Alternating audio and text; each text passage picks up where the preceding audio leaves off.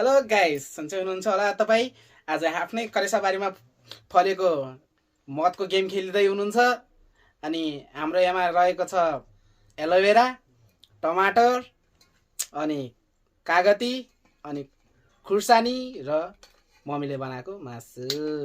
अनि आज हामी एउटा गेम खेल्दै रहेका छौँ जसको नाम हो के अब चाहिँ हामी एउटा गेम खेलिरहेको छौँ। यो चाहिँ एकदमै ट्रेन्डिङ भाइरल गेम हो होइन।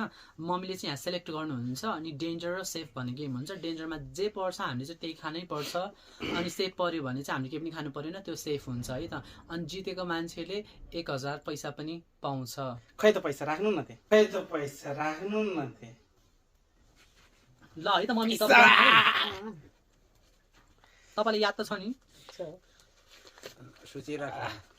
याद गर्नुहोस् है।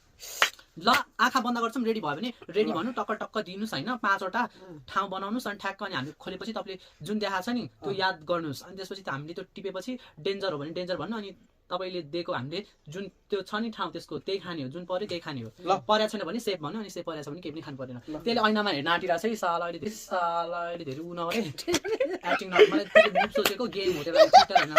आँखा बन्द आँखा बन्द खै यहाँ दे म बन्द गर्छु, ल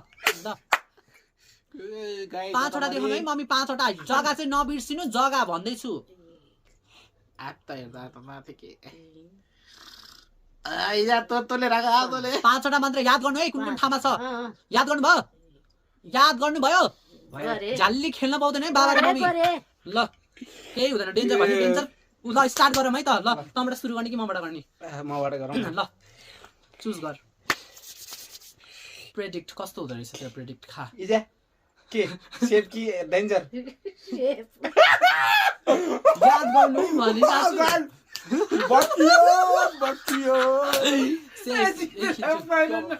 तपाईले बिगारेको रहेछ भने नि मेरो भिडियो मैले भने याद गर्नु कुन कुन पर्यो डेन्जर। ल गाइस बचियो पहिलो राउन्ड। एलोभेराबाट बच्नु पर्यो। एलोभेरा कसले खान्छ यार?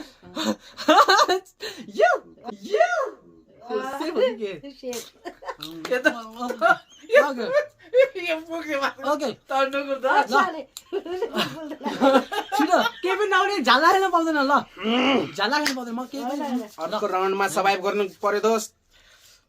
ल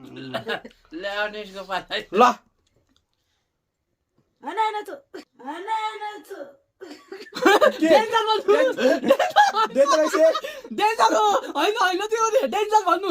ल छिटो के पर्यो?